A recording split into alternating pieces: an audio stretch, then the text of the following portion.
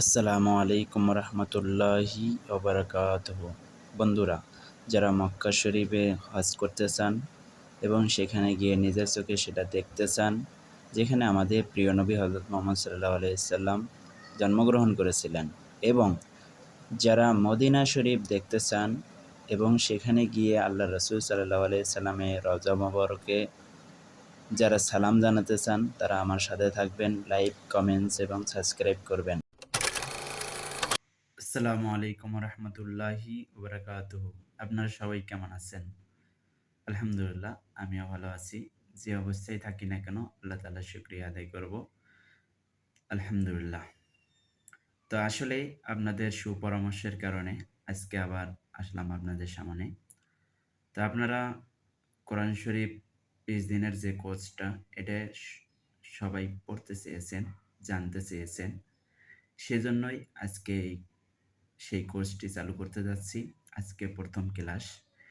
এই প্রথম ক্লাসেই আপনারা অংশগ্রহণ করবেন এবং এখানে প্রত্যেকটা ক্লাসেই অল্প করে পড়া দেওয়া থাকবে। যে পড়াগুলো আপনারা যদি পড়তে পারেন, ইনশাআল্লাহ ২০ দিনের মধ্যেই আপনারা কোনো হুজুর ছাড়াই কোরআন শরীফ তেলাওয়াত করতে পারবেন।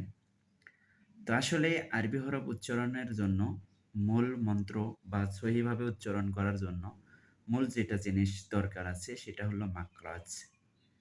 ২৯টি অক্ষরের আমাদের ১৭টি মাখরাজ রয়েছে, যেগুলো আমরা সহি করে যদি জানতে পারি, তাহলে আমরা আরবি হরফ সহি করে উচ্চারণ করতে পারব।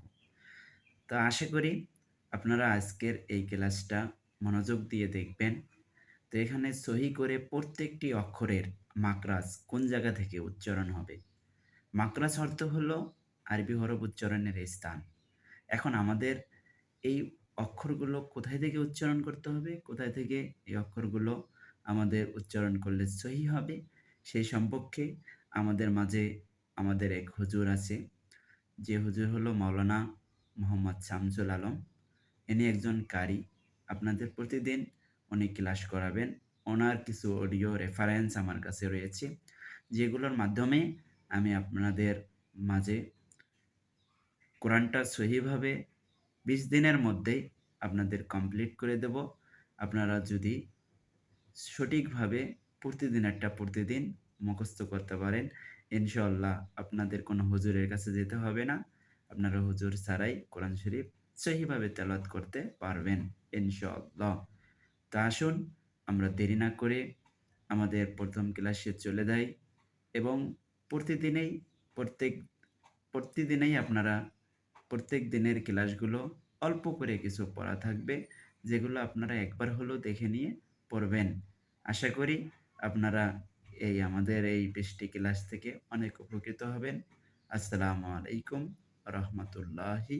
যে কোনো ভাষা শিখতে হলে প্রথমেই সে ভাষার অক্ষরজ্ঞান অপরিহার্য কর্তব্য। অক্ষরজ্ঞান জানা না থাকলে কোনো ভাষাই লেখা এবং পড়া সম্ভব হয় না। এমনকি মাতৃভাষা ও অক্ষরজ্ঞান জানা না থাকলে লেখা দেখে পড়া যায় না, লিখে মনের ভাব প্রকাশ করা যায় না। অতএব আমরা কোরআনটা আরবি ভাষার আমাদের মাতৃভাষাও নয়, কোরআন সহি করে শিখতে হলে আরবি ভাষার হরফগুলা সহি শুদ্ধভাবে আগে শিখতে হবে। আমাদের যেমন নাম আছে, চেহারা আছে, নাম ধরে ডাকে, চেহারা দেখলে চিনি, এমনিভাবে আরবি হরফগুলার নাম আছে, চেহারা আছে। ২৯টি হরফের ২৯টি নাম সহি করে শিখলে আর চেহারা দেখে চিনলে সহি শুদ্ধভাবে কোরআন পাঠ করা যায়। আলিফ উপরের দাঁতের আগা নিচের ঠোঁটের পেটে লাগবে, এক ঠোঁট আরেক ঠোঁটের সাথে লাগবে না। আলিফ। বা স্বাভাবিক অবস্থায় মুখ যেমন ঠোঁট দুইটা মিলে থাকে, মেলানো ঠোঁট খুলে দিলে হয়ে যায়। বা তা জিহ্বার গা উপরের দাঁতের গোড়ায় ভিতর দিয়ে লাগবে, মুখ খুলে দিবে, এক আলিফ পরিমাণ লম্বা হবে। তা থা জিহ্বার আগা উপরের দাঁতের আগায় লাগবে, জিহ্বা এবং দাঁতের ফাঁকে বাতাস বের হবে, এক আলিফ পরিমাণ লম্বা হবে, পাতলা আওয়াজ হবে। থা জিম। এই হরফটি বলতে ৪ আলিফ পরিমাণ লম্বা হবে, জিহ্বার মাঝখান উপরের তালুতে উঠবে, শক্ত সবল আওয়াজ হবে। জিম। হা। এই হরফটি একালিপ পরিমাণ লম্বা হবে।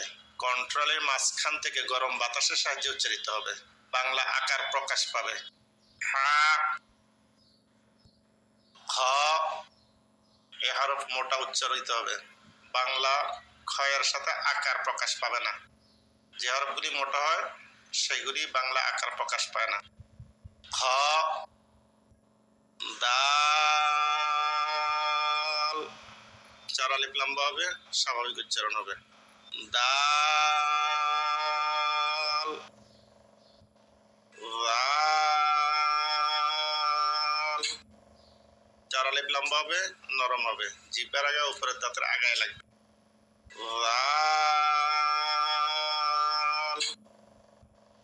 র, হরফটি জিহ্বার আকার পিঠ উপরের তালুতে লাগবে, মোটা হবে, বাংলা আকার প্রকাশ পাবে না। র, জা, এই হরফটি বলতে কিছুটা লিক বা পানসার আওয়াজের মতো আওয়াজ হবে। একালিপ পরিমাণ লম্বা হবে, বাংলায় অন্তস্থ জ আকার প্রকাশ হবে। জা, সিন, চার আলিফ টানতে হবে, লিক পানসারের আওয়াজ হবে, জিহ্বার আগা নিচের দাঁতের আগায় লাগবে। সিন, শিন, চার আলিফ লম্বা হবে, শুরুতে শীষ দেওয়া আওয়াজ হবে। শিন, সদ, এই হরফটি মোটা আওয়াজে বলতে হবে, চার আলিফ টানতে হবে, চড়ুই পাখির আওয়াজ হবে আর লিক ফান্সারের আওয়াজ হবে। ওকার পরিহার করে সব ফালা দিয়ে সদ,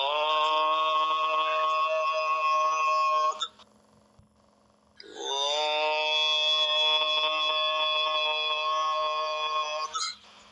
চার আলিফ লম্বা হবে, ওকারের উচ্চারণ হবে না, জিহ্বার গোড়ার কিনারা উপরের মায়ের দাঁতের গোড়ায় লাগবে, মোটা হবে, চার আলিফ লম্বা হবে। ওদ,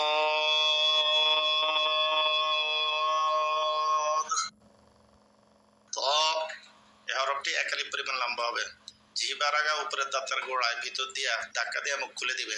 ত, জ, এই হরফটিও এক আলিফ পরিমাণ লম্বা হবে, জিহ্বার আগা উপরের দাঁতের আগায় লাগবে, নরম হবে, মোটা হবে। জ, আইন, কন্ট্রোলের মাঝখান থেকে চাপ দিয়ে আওয়াজটা শুরু হবে, চার আলিফ লম্বা হবে। আইন, গইন, হরফটার আওয়াজ মোটা হবে, বাংলা গোয়ার সাথে আকার হবে না, দীর্ঘই দিয়ে চার আলিফ টেনে তারপরে দন্ত না। গইন, ফা, এক আলিফ পরিমাণ লম্বা হবে, উপরের দাঁতের আঘাত নিচের ঠোঁটের পেটে লাগবে। ফা, এরপর মুখ খুলে যাবে। কফ, হরফটি জিহ্বার গোড়া তার বরাবর উপরের তালুতে লাগাইয়া শক্ত করে বলতে হয়। কফ, কাফ, এই হরফটি বলতে চার আলিফ পরিমাণ লম্বা হবে, জিহ্বার গোড়ার একটু আগে তালুতে লাগবে, স্বাভাবিক উচ্চারণ হবে, শেষে উপরের দাঁতের আঘাত নিচের ঠোঁটে লাগিয়ে যাবে। কাফ, লাম, চার আলিফ লম্বা হবে, মুখ খুলে থাকবে, দুই ঠোঁট মিলে যাবে। লাম, মিম, এই হরফটি বলতে উভয় ঠোঁট মিলিয়া শুরু হবে, উভয় ঠোঁট মিলিয়া শেষ হবে, চার আলিফ পরিমাণ লম্বা হবে, ওই সময়টা মুখ খুলে থাকবে। মিম, নুন, চার আলিফ টানতে হবে, জিহ্বার আগা তালুতে লাগবে। নুন, ওয়াও,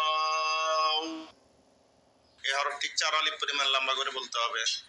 2 ঠোঁট গোল করে শুরু হবে, 2 ঠোঁট গোল হয়ে শেষ হবে, মাঝে কিছু টাইম মুখ খুলে থাকবে, 4 আলিফ লম্বা হবে। ওয়াও, আ স্বাভাবিক উচ্চারণ 1 আলিফটা নিয়ে, কন্ট্রোলারি শুরু নিচের মাথা থেকে, আ